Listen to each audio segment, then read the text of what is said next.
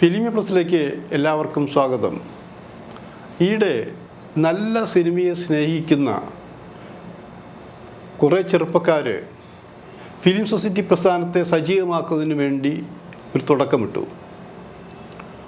അതിൻ്റെ ആദ്യപടിയായി അവരൊരു ക്ലാസിക് സിനിമ പ്രദർശിപ്പിച്ചു. മലയാളത്തിൽ 46 വർഷം മുൻപ് നിർമ്മിച്ച ഒരു സിനിമ. അന്ന് ആ സിനിമ വളരെ ഏറെ ചർച്ച ചെയ്യപ്പെട്ടിരുന്നു. ആ ചർച്ച ചെയ്യപ്പെട്ടത് വിവാദങ്ങളായിരുന്നു. വെറുമൊരു തേവിടിശി കഥയാണോ ഇത്രയും നല്ല സിനിമയാക്കി നിങ്ങൾ മാറ്റുന്നത്? ഒരു സ്ത്രീ ശരീരഭാഗങ്ങൾ കാണിച്ചത് കൊണ്ടാണോ ഇതൊരു ക്ലാസിക് ഭാവമായത്? ഇത്തരം സിനിമകളെ പ്രോത്സാഹിപ്പിക്കാൻ പാടില്ല. അതല്ല, ഇത് മാന്യമായിട്ടുള്ളൊരു സിനിമയാണെന്ന് ആലോചിക്കണം. ഇതിൽ സെക്സ് എന്ന് പറയുമ്പോൾ വൾഗാരിറ്റിയിലേക്ക് പോയ ഒരു രംഗവും ഇതിലില്ല എന്നും അങ്ങനെ രണ്ട് പക്ഷമായിട്ടുള്ള ഒരു ചർച്ച നടന്നു. അപ്പം എൻ്റെ ഓർമ്മയിൽ ഈ ചർച്ച പുതിയതല്ല. ഈ സിനിമ റിലീസ് ചെയ്ത അവസരത്തിൽ ഈ സിനിമ ഹിറ്റായി പോയി ഒരവസരത്തിൽ എങ്ങനെ ഈ സിനിമയെ താഴ്ത്തിക്കെട്ടാം, എങ്ങനെ ഈ സിനിമയെ ഇല്ലാതാക്കാം എന്നൊരു ചർച്ച നടന്നിരുന്നു. അതിന് പ്രധാന കാരണം ആ സിനിമ സംവിധാനം ചെയ്തൊരു യുവ സംവിധായകനാണ് അന്നത്തെ IV ശശി എന്ന സംവിധായകനാണ് അങ്ങനെ ഒരു സിനിമ സംവിധാനം ചെയ്തെന്ന് ആലോചിക്കണം. ആ സിനിമയിൽ നർത്തകിമാരുടെ ഗ്രൂപ്പുകളിൽ നൃത്തം ചെയ്തിരുന്ന ജൂനിയർ ആർട്ടിസ്റ്റായ ശാന്തി എന്നു പേരായ ഒരു യുവതി ഉണ്ടായിരുന്നു. അവരാണ് അതിൽ നായികയായത്. സീമ എന്ന് പേര് വിളിച്ച് ആ സിനിമയ്ക്ക് അവളുടെ രാവുകൾ എന്ന് പേരിട്ടു. ആ അവളുടെ രാവുകളാണ് 46 വർഷമായിട്ടും ചർച്ച ചെയ്തുകൊണ്ടിരുന്നത്.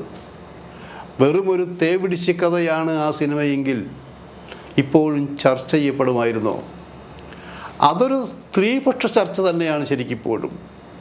സ്ത്രീകൾ ആദ്യം ആ സിനിമയ്ക്ക് എതിർപ്പ് പ്രകടിപ്പിച്ചെങ്കിലും അവർ കാര്യമായി ഇപ്പോൾ ചർച്ചയിൽ പങ്കെടുത്തുകൊണ്ടിരുന്നു. ഒരു സ്ത്രീപക്ഷ ചർച്ച തന്നെയാണ് ആ സിനിമയ്ക്ക് വന്നുകൊണ്ടിരിക്കുന്നത്. അങ്ങനെ ചർച്ച ചെയ്തുകൊണ്ടിരുന്നപ്പോൾ ഒരു ഒറ്റ കാര്യം പറഞ്ഞു: ആരുടെയും മുഖം നോക്കരുത് എന്ന്. അവിടെ സീമയെക്കുറിച്ച് വളരെ മോശമായിട്ട് സംസാരിച്ചത്. ഒരു കുളിസീനും ഒരു ഷർട്ടും ഇട്ട് കഴിഞ്ഞാൽ അതൊരു വലിയ സിനിമയെ മാറുമോ എന്നുള്ള. അതാണോ ആ സിനിമ? നിങ്ങൾ ആ സിനിമ കണ്ടിട്ടുണ്ടോ?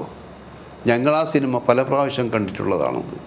ആ സിനിമ കണ്ടിട്ടുണ്ട് എന്ന് പറയുമ്പോൾ അതിൻ്റെ എല്ലാ ധാരണകളോടും എല്ലാ ആസ്വാദന നിലവാരവും ഒരു ക്ലാസിക് പരിവേഷത്തോട് തന്നെയാണ് ഞങ്ങൾ ആ സിനിമയെക്കുറിച്ച് സംസാരിച്ചത്. എന്താണ് ആ സിനിമയുടെ പ്രത്യേകത? അതൊരു വേശ്യയുടെ കഥ തന്നെയാണ്. വെറുതെ വേശ്യയായതല്ല, തൻ്റെ കുടുംബത്തെ സംരക്ഷിക്കാൻ വേണ്ടി ശരീരം വിൽക്കേണ്ടി വന്ന രാജി എന്ന കഥാപാത്രത്തിൻ്റെ ഒരു കഥയാണെന്ന് ആലോചിക്കണം. ആ രാജിക്കൊരു കുടുംബമുണ്ട്, അവൾക്ക് അനുജനുണ്ട്, അവൾക്ക് അമ്മയുണ്ട്. അങ്ങനെ ഒരു നിർണായ ഒരു കുടുംബത്തിൻ്റെ കഥ. ഒരു സ്ത്രീ ശരീരം വിൽക്കുമ്പോൾ അത് വാങ്ങാൻ ആളുണ്ടാവണമല്ലോ. അവ വാങ്ങാൻ വരുന്നവരും കുറ്റക്കാരല്ലേ? അതുകൊണ്ടാണ് ആ പുതുമമായ ആ രാജിയെ അവതരിപ്പിക്കാൻ പുതുമമായ സീമയെ IV ശശി തിരഞ്ഞെടുത്തത്. തൻ്റെ തിരഞ്ഞെടുപ്പ് തെറ്റിയില്ല എന്ന് ആ ഒറ്റ സിനിമയിലൂടെ സീമ തെളിയിച്ചു. ഇനി സീമ ചെയ്ത് വൾഗാരിറ്റിയുള്ള കഥാപാത്രമാണോ?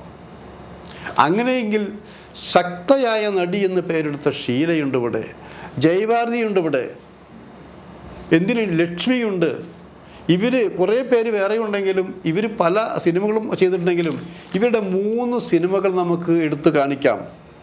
വിഷ്ണു വിജയം ഷീലയെ നിങ്ങൾ കണ്ടിട്ടില്ലെങ്കിൽ നിങ്ങൾ കാണണം. അതിൽ ഷീല ചെയ്തതിൻ്റെ എത്ര ശതമാനം കൂടുതൽ വൾഗാരിറ്റി പോലെ സീമ ഈ അവളുടെ രാവുകൾ ചെയ്തിട്ടുണ്ട്. പുനർജന്മത്തിലെ ജയഭാരതിയുടെ റോള് നല്ല സിനിമയായിരുന്നില്ലേ? അപ്പോൾ കഥാപാത്രത്തിൻ്റെ വിജയത്തിന് വേണ്ടി അത്തരം റോളുകൾ ചെയ്യേണ്ടി വന്നാൽ ചെയ്യാതിരിക്കാൻ പറ്റുമോ? ഇപ്പം എന്തെല്ലാം മാറി പറഞ്ഞിരിക്കുന്നു. അതുപോലെ ചട്ടക്കാരിയിൽ ലക്ഷ്മി ചെയ്തിട്ടില്ലേ? ഇങ്ങനെ എന്തെല്ലാം വേഷങ്ങളിൽ എത്രയെല്ലാം നടികൾ ഇവിടെ വന്നിട്ടുണ്ട്. ഇത് 46 വർഷങ്ങൾക്ക് മുമ്പുള്ള കാര്യങ്ങളാണ് നമ്മൾ അറിയുക. ഇപ്പോഴത്തെ സ്ഥിതിയോ? ഇപ്പോൾ ചോദിക്കുന്നത് എന്താ? എത്ര ചുംബനമുണ്ട്, എത്ര ലിപ്ടോപ്പ് ഉണ്ട്, ഇതൊക്കെ ചോദിച്ചിട്ടാണ്. കാരണം എന്തിനും തയ്യാറായിട്ടാണ് ഇപ്പോഴത്തെ നടീനടന്മാർ ഈ സിനിമയിൽ വരുന്നു. ഇപ്പോഴും ഏറ്റവും പുതിയ വിവാദം നടക്കുന്നത് എന്താ? ഇപ്പം അമല പോലും പൃഥ്വിരാജും തമ്മിലുള്ള ആടുജീവിതത്തിലെ ചുംബന രംഗം ഇപ്പോഴും വിവാദമായി നടന്നുകൊണ്ടിരിക്കില്ലേ? ഇതിലൊക്കെ എന്ത് വിവാദമെന്ന് ആലോചിക്കണം. കഥാപാത്രത്തിന് അനുയോജ്യമായി എന്തും ചെയ്യാൻ നടീനടന്മാർ തയ്യാറായി വന്നിരിക്കുമ്പോഴാണ് നമ്മളിപ്പോഴും അവളുടെ രാവുകളിനെ, നല്ലൊരു സിനിമയെ, ക്ലാസിക് പരിവേഷമുള്ള സിനിമയെ ഇപ്പോഴും കുരിശിലേറ്റിക്കൊണ്ടിരിക്കുന്നതായിരിക്കണം. ശക്തമായൊരു കഥാപാത്രമാണ് രാജി എന്നുള്ളതിലത്തെ കഥാപാത്രം എന്നാലോചിക്കണം. മലയാള സിനിമയുടെ ചരിത്രം എടുത്തു നോക്കിയാൽ ശക്തരായ എത്ര സ്ത്രീ കഥാപാത്രങ്ങളുണ്ട്?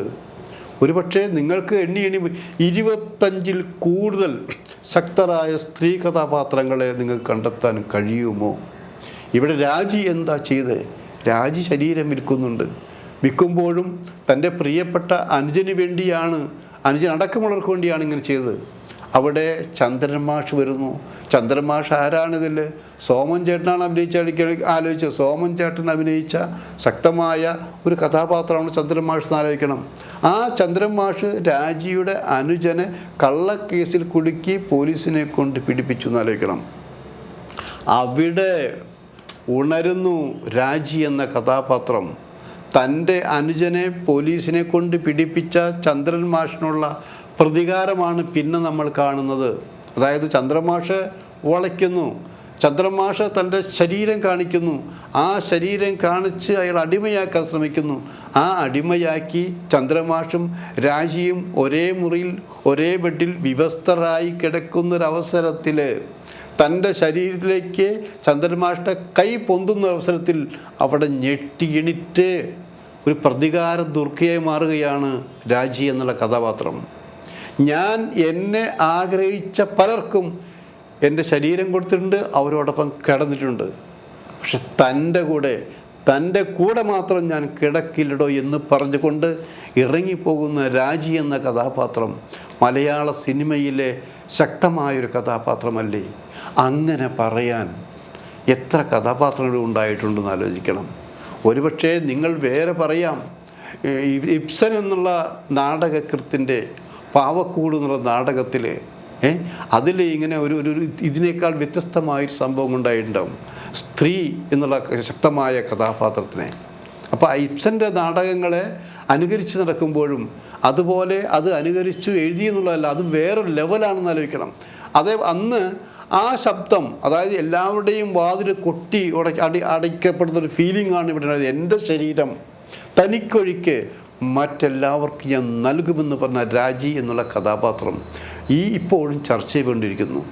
അങ്ങനെ സീമ ആ ഒറ്റ പടം കൊണ്ട് മാത്രം പ്രശസ്തയായെങ്കിലും പിന്നീട് എത്രയോ ഗംഭീരമായ കഥാപാത്രങ്ങൾ, വിവാഹശേഷം വന്ന കഥാപാത്രങ്ങൾ അവിടെ വന്നതോ മാറ്റുരയ്ക്കാനില്ലാതെ എതിർശക്തി. അതായത് ഇത് മെഗാസ്റ്റാർ എന്ന് പറയുന്ന മമ്മൂട്ടിയോടൊപ്പമാണ് സീമയ്ക്ക് പിന്നെ നിരവധി കഥാപാത്രങ്ങളുമായി ഏറ്റുമുട്ടേണ്ടി വന്നാലായിരിക്കണം. തുല്യതയ്ക്കൊപ്പം തന്നെയായിരുന്നു എന്നായിരിക്കണം അല്ലേ? ഒരേ സമയം സിനിമയും ജീവിതവും പോറലേൽക്കാതെ കൊണ്ടുപോകാൻ ആ വലിയ നടിക്ക് കഴിഞ്ഞു എന്നാലായിരിക്കണം.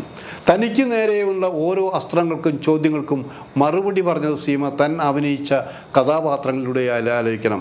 വെറുതെ ഒരു ചക്ക വീണ് മുയൽ ചത്തതുപോലെയല്ല. അവളുടെ രാവുകൾ അഭിനയിക്കാൻ കിട്ടിയത് അത് മനോഹരമാക്കി എന്നുള്ളത് തുടർന്നുള്ള ജീവിതത്തിലെ ശക്തമാക്കാൻ കഴിഞ്ഞു എന്നുള്ളതാണ്. ഇപ്പോഴും സീമ തനിക്ക് കിട്ടുന്ന നല്ല കഥാപാത്രങ്ങളെ ഭംഗിയാക്കുന്നു. ഒപ്പം ഈ അവളുടെ രാവുകളും ഇപ്പോഴും ചർച്ച ചെയ്യപ്പെടുന്നു.